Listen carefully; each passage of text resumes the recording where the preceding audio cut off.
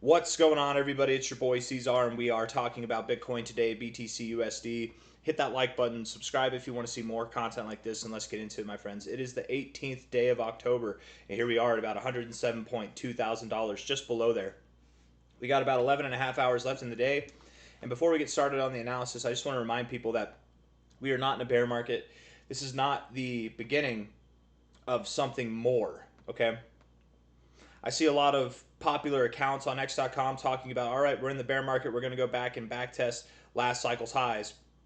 That's what's going to happen. Or we're going to back test this zone here because that's where we found support and resistance. We're going down to prices below 80K or 70K. Some people are even calling for lower levels than that. None of that's going to happen. This is not the kickoff to something greater, okay? If anything, this is the kickoff to something greater to the upside, not to the downside. And I'll prove it to you. I'll prove it to you, okay? Before we get into the actual technical analysis, I'll prove it to you, okay? Throughout this whole time, this whole broadening wedge, which is a broadening top, this megaphone pattern, which is actually a very interesting type of consolidation phase. It's a very rare pattern, okay? Where you have ascending highs and descending lows. Megaphones are very interesting. And I'd like to think, and I'm not trying to toot my own horn here, but I'd like to think that I actually know about megaphones more than the average person. Most people think that they're just broadening tops, which this is actually a broadening top, right? You can see it's broadening, but both of these lines are slanted down. It's very rare circumstances where you have one trend line going up and one trend line going down. It's not rare to have a broadening pattern where they're both broadening away from each other, but they're both going down, you see, or they're both going up, right? It's not rare to have that, but this is pretty rare circumstances here. We'll get into that later. But to prove to you that we're at a low point here, throughout this whole pattern, this whole consolidation phase, again, at a low point, not the beginning of more lows to come, but at a low point, the beginning of higher highs to come. I have not, and I pay attention to this every single day. I'll type in Bitcoin news, crypto news, go through the news and see if there's anything interesting every single day. Might not be the best way to do research, but I just to keep up with the times, at least, right? I don't base my analysis off of the news, but it's just to keep up with the times, to be aware of what you guys are hearing, what people are saying, so that I'm not illiterate with the crypto space. And all this is just negative news. It's all negative news. The best cryptocurrency to buy with $100. I guess that's a positive thing, but typically we don't get this much negative news. It's absolutely red, all of this news. And this is even BS. I read this article, Bitcoin DATS crash costs investors 17 billion. It's BS. They made this number up. If you read this article, it doesn't take much to realize that they have literally made this number up. Nobody lost 17 billion. The only people that lost that much money were the leverage traders who got liquidated. We lost like $19 billion or probably more than that on the 10th of October. But this is what we've succumbed to. Bloomberg, one of these top financial analyst groups, is literally just pulling numbers out of their butt to make it seem as though Bitcoin's bad, right? Because negative news engages people right now. They're fearful, so they're going to read stuff that confirms their bias. Anyways, throughout this whole time, and again, like I said, I've been paying attention to this stuff. Throughout this whole consolidation phase, I have not seen negative news to the extent that we're seeing over the last 2 days. I haven't seen it at all throughout this. Not even at this low. Not even at this low. I remember back here, I was even saying we had other things suggesting that these were the lows or that we might go lower. But I remember saying that there's still not enough negative news. We were really waiting for negative news, and I said it at both these times. Once the news gets super negative, once the narrative is shifted, and it makes you think that Bitcoin's a scam and that it's the end of the bull market, all that stuff, that's whenever you know the low's in. We didn't really get that here. We had more negative news here at these points than we did at all these points, but this past 2 days has had far more negative news than anything else that I've ever seen in this whole range. Excuse me. Beyond that, we are in a broadening or a megaphone pattern, and megaphones they're different than broadening tops actually. Megaphone pattern here. Let's just see. Let's get it drawn on there. Okay, hold on. Wait. Yes. Little couple of blemishes here there. Maybe I should draw it more like this. Whatever. If I'm not mistaken, megaphones are known for 5 legs. So you have 1, 2, 3, 4, 5 legs. There you go. Yeah, they're known for having 5 legs. And typically, it's on this 5th leg that you determine what you want to do. Okay, do you want to break out to the downside, or do you want to go and break out to the upside? It depends on what goes on here. Okay, typically with this fifth leg, what you look for is a move down that reaches for this trend line but does not hit it. Okay, that's called a partial decline, and that's actually a very bullish signal. I don't know if we have a partial decline here, or maybe we do. Maybe I don't have this line drawn appropriately. Maybe if I connect the dots there, actually, look at that. We actually do have a partial decline. Look at that. I was doing the thing that a lot of diagonal line traders do, which, by the way, diagonal lines are not the way to go about things. But if we're actually respecting the pattern, this is a partial decline, which is exactly, again, this is very normal. 1, 2, 3, 4 on the fifth leg. Whether it's down or whether it's up, you get a partial rise or a partial decline where you miss the trend line.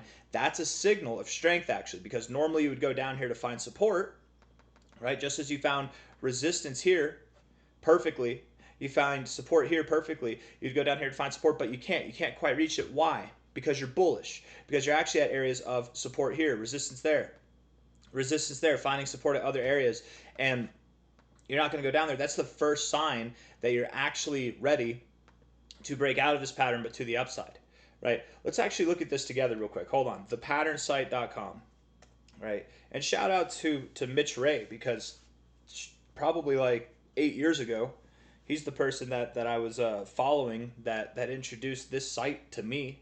I would have never known about this site. Maybe not never known. I wouldn't have known about it though if it wasn't for him. Maybe I would have found it at some point. I don't know. But thepatternsight.com is a free website where you can just literally analyze patterns. You have Thomas Bulkowski, who's a very legendary trader, updating this thing 24/7. Literally, you can see here the 15th he updated this, the 17th he updated this, it's the 18th now. He updates this thing all the time. Chart patterns. We go here. I like to give credit where credit's due, right? But this is a free glossary, basically. It's like an index to anything and everything you want that's charts. We're looking for a megaphone, so we're going to go to M's. LM, megaphone. Where are we at? Where's our megaphone? No? There's no megaphone? Did you change it on us? Let's see here. Hold on. No megaphone pattern. Okay, that's okay. Maybe it's in a broadening kind of pattern. Let's see. Broadening tops. It might be broadening top, but it's not a. It is a broadening top.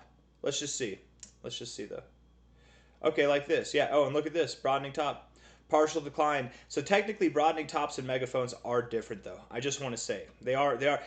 A broadening top is not a megaphone by default, but a megaphone is a broadening top. Just so that we're aware of that. But exactly this, right? The partial decline. That's exactly what we're looking for here. You can even see in the diagram. It's like 1, 2, 3, 4, 5 on the fifth leg there, and then here you had a partial rise instead of a decline, and that shows that you're going to break out to the downside. Let's see, partial rise works 52% of the time. A partial decline works 72% of the time, right? That's awesome. The best performing patterns with upward breakouts are those with an intermediate term 3 to 6 month rise leading to the pattern. 3 to 6 month rise leading to the pattern. Well, let's see. April, May, June, July.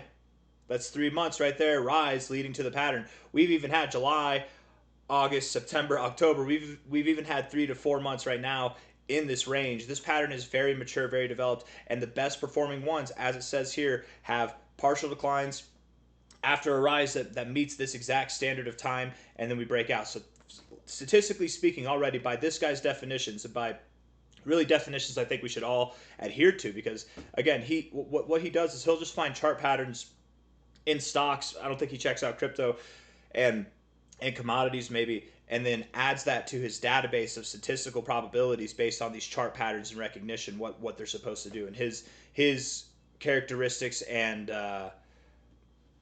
let's say habits that these things, I would say characteristics is probably a good word, that these things show us over time, right? He's literally mapped this all out, and if you want to read this stuff, you can. I'm not going to read all this stuff right here, but anyways, BTC megaphone pattern, absolutely. I think it's clear as day that this is a megaphone pattern. We're going to rip to the upside. We're going to see a nice breakout. Let's get the measure move. That's actually what I was trying to get here. Measure rule. Okay, so you compute the top and the bottom of the pattern, right? So not all the way in here and not all the way out to the top, but just the top and the bottom of where the price action is. Okay, so the top and the bottom of the pattern. So we take the bottom, which yesterday was not this crazy stuff from the 10th. I think yesterday deserves to be the bottom. So regardless of what chart you use, even if yesterday was not a lower low, it was a higher low because the 10th was so crazy that it came down. I'm going to use yesterday's low instead because I think that's a more appropriate low, or whatever low comes today. Again, we haven't established that we are actually finding support here, that we are moving up, that this is a partial decline. We haven't actually established that yet, but something in this area might be the case. Here's your measurement, okay? We take this and we put it at the top or the bottom of the pattern depending on the breakout. Well, we're thinking upwards, so we're going to put it at the top of the pattern right here, which would be over here, okay? Top of the pattern for this measurement. Let's just put it right on the money there so that we're not being overly estimative. That line takes us all the way up to about $154,000. So in other words, when we do, not just when we break out from here do we have this move to look forward to, but from this point we have this move to look forward to overall, right? It's a huge, huge move to the upside. And it's not going to all happen at once. We're not going to V-shape recovery in a straight line and then just move up here, right? It might feel like that, right? Like we look back here and it seems as though this was just a straight line up, but there were moments where we consolidated for a week and a half, where we consolidated for a week, where we consolidated for a week and a half. There were moments where we consolidated throughout this whole thing. I would assume it's a very similar endeavor. I'm actually kind of curious to see. Let's just see here from a low to a high how similar this endeavor might be, actually. Looking at this, I mean, look at that. We're literally talking about the exact same movement. Isn't that crazy? By the end of November, if it were to move the same, here's my theory in tandem with this, right? So this movement from April to May, to the end of May, if we saw that exact same movement, it would actually take us right to our target area of this pattern by the very beginning of December. Here's my theory in direct comparison to this. I think this move, what we're about to start, is going to be faster. I think it will be faster than what we saw here, and I think overall it will be larger. I don't think it'll be as big. So as nice as this measure move is, I think that it's actually not telling the whole story here. And measure moves are just that. They're just measure moves. They're ideas. You can exceed a measure move. You can go beyond a measure move. Let's see if we can find an example of this here real quick. Hold on. You can also fall short of measure moves, but let's just see if I can find an example. Okay, so here's a bear flag, right? From a high to a low. Here's your bear flag, right? And then you've got your little flag out here. Maybe it's that measurement, maybe it's this measurement, whichever way it is. Let's take the measurement though both ways. Okay, high to low. We put that there. If this is the way to measure it from this part here, then guess what? You actually exceeded your measure move. If this is the way to measure it here, however you want to measure it, I measured it both ways. You actually, well, to be fair, you met that measure move perfectly, and that's how I would measure it, is probably from the high to low there. But that's not the point. The point being that you can exceed the measure moves, you can fall short of them, and I really wouldn't be surprised at all if not only did this move faster than our prior move here, but if it exceeded that level and we actually saw something around 180K, likely by the end of November. That's my expectation. But at least 154K, right? We have something to go off of here with these measurements. We at least have something to go off of here, and if we were to make the same move that we did back here, we could at least then expect 150K to be achieved by the beginning of December. Is that fair to say? As long as this is our low, as long as we found our low here, and I think we have. All the characteristics match up, they line up, and this megaphone pattern is perfect. It's literally perfect. Let's look at the short-term stuff. We'll look at the 1 hour time frame, and then we'll zoom out from there, okay? 107.1K now. Now, I wouldn't be surprised if we went down from here, okay? You're moving up here, and you don't really have any volume coming in. Your volume is dying off, but with that being said, you are in a consolidation phase. So when you consolidate, volume typically dies off, and then you pick a side, like here, right? We were consolidating here. Your volume died off, and then once the volume started to pick up right about here, you picked a side, right? Same thing here, consolidated, volume died off, and then you picked up volume as you were going down, so you picked a side, right? We're looking to pick a side here pretty soon, and this is the 1 hour time frame, so I would assume today, with the 11 hours that we have left in the day, I would assume we pick a side up or down. The RSI, if we're looking at it, does look bearish, but we're doing something different here, aren't we? Right? Typically, I mean, you find resistance here, you go down, you go down. Here you danced around a little bit, to be fair, but then you went down. Here you just went straight down. Here you're doing a dance as well, but it seems a bit more. I don't know. It seems a bit more, doesn't it? Doesn't this look a little different than any of these moments here? I suppose it looks similar to some degree, but it looks a little bit different and you are finding resistance to the same areas, we'll see. Either we will go down, we'll do the exact same thing that we've done before, or maybe what we do instead is we go down, but it's a stronger reading. You bounce off the 40, you bounce off the oversold zone instead of getting into the oversold zone. Maybe we get a stronger reading, and that shows that, hey, this move down, this is a higher low, it's a double bottom, it's a whatever, and then we move up. Maybe something like that. Or maybe, again, maybe we're doing something so different here that we're about to move up instead. We really could break out to the upside. It's important to remember that if we're analyzing this as a, if we're looking at this as a consolidation phase here, that whenever we get closing candles, not wicks, but closing candles outside of these kind of parameters that you can see with your eyeballs, I hope, we're looking for volume to come in, okay?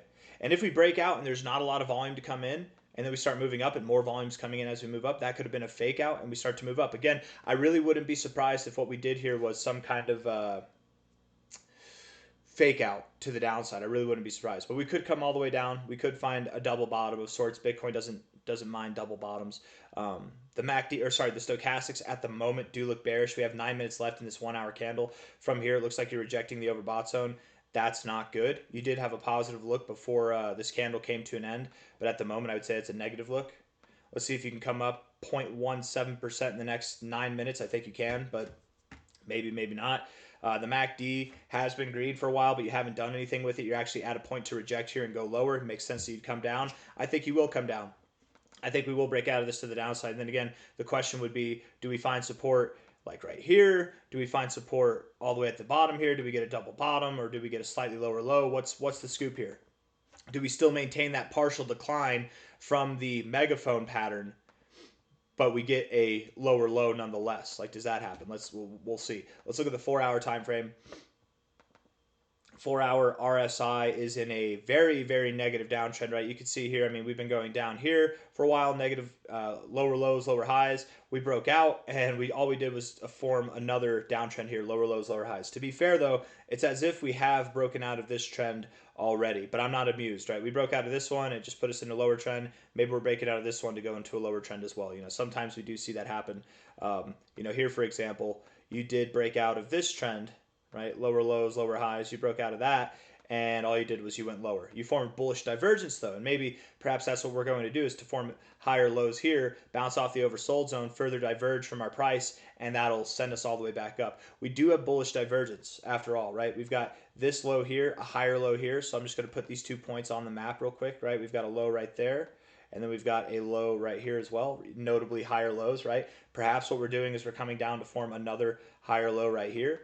And in which case, if we're looking at these lows, low, lower low, and then a higher low here in the RSI, but a lower low in the price, would give us double bullish divergence. So we really could see something that is below then this low close here at 105.5K, something that's below there on a 4 hour closing basis. All right, we don't have to wick below this low, we don't have to go below that low. That can very well be the low, but something that closes below there would just further this divergence. I think it'd make it look nice. Who cares what I think, but that's just what I think. Stochastics look hesitant here, and in an overall bearish environment, hesitation kills. I think we're going to come down. The MACD has bullish divergence as well, but we can still afford to come back down and further that divergence as well. So I really wouldn't be surprised if we got back below 106K, even if we went below 105K. It's quite possible that we even go below 103K, but time will tell, I suppose, right? It depends on what we're going to do, I think, by the end of the day. You know, if we close down here, we close down below this line, and then we come up and we start closing above it, I would think that that's the low. You have your higher low right there, and we're ready to go, you know, depending on how it looks. But all in all, if we do go lower, let's see, the target area that I would consider if we were to go lower than this low would be 102.5, 101.2 at the most. Okay, I don't believe we're going to break below 100K. I very much don't believe that at all. Okay, and again, it's important to remember we are in a bull market. Beyond the megaphone thing, if we're looking at the liquidation levels here, we go on Bitcoin over the past 30 days. We look at these liquidation levels. We have $18 billion in shorts. We have a very small amount of dollars in longs, and that's probably because it's the weekend. It is Saturday, so there's less trades open right now. People do go away for the weekends, but $18 billion is still a lot, guys. That's a lot of shorts. We look at the past 24 hours, it's probably 50-50. The longs have it a little bit. So again, maybe we come down a little bit, clear out these longs over the weekend, 104K right there. That clears out most of these longs. It clears out about $1.8 billion in longs. And then we move up, and then we move higher, right? We'll pile on the shorts, we'll clear out the longs even more, and then we'll move up higher. That makes sense to me. Just because those levels are at $104,000 does not mean that we have to go there, does not mean we have to stop there. We could absolutely go lower, we could absolutely stop at a higher point. But again, I think the main point to take away from this, this data here is that the shorts outweigh the longs tremendously. And we are at a low point. We're not just at a low point for this move here. We're at a low point for the past like 3-4 months. Okay, we are not about to see the beginning of a bear market. We are not going to go back test last cycle's highs. That's not what's going to happen. If you're following James Wynn or any of those yahoos on X.com that think they know what they're talking about, that's not what's going to happen. That's definitely not what's going to happen. We're likely going to find support here, move up higher, and then we'll sing kumbaya at $150,000 to $180,000. I do believe Bitcoin will see a $180,000 price by the end of November, if not certainly sometime in December, where we will push higher going into the end of the year as well. RSI on the daily time frame is at the same levels that it normally is whenever we find support, right? We've been finding support here since March. Okay, since March. We've been finding support in this exact area where we are now, right now. Stochastics have bullish divergence. Okay, we're in the oversold zone, looking like we want to cross up, bullish divergence. And the MACD is, to be fair, the MACD is ugly, but it gets ugly whenever you're moving sideways. When I say ugly, I don't mean bad. I just mean it's incoherent. Who cares? It's right now, sure, it looks bad, but even when it looked good, it didn't matter. Even whenever it looked good back here, it's like as soon as you start to look good, you're actually bad. As soon as you start to look bad, you're actually good. It's incoherent because we're moving sideways. So I don't really have anything else that I want to say. I think I've said everything I need to say. I hope you guys enjoyed the video, and if you did, hit the like button, subscribe. Thank you all for being here. I very much believe that we're about to see a massive recovery, and if the week closes here or a little bit higher, we get a bounce. We can get a bounce right off the oversold zone here on the stochastics. That'd be phenomenal. We could get, and by the way, the further away the blue line is from the orange line, the more common it is to see a bounce like this. Let me see if I can find an example. Find an example of a far separation, a detached kind of oscillator relationship here. Not really. So it's not really that common, is it? Doesn't happen. Maybe I've seen one and I'm just not looking at it. I mean, here, right? You found support way down here. You were very detached from your orange line. You weren't so close to it there.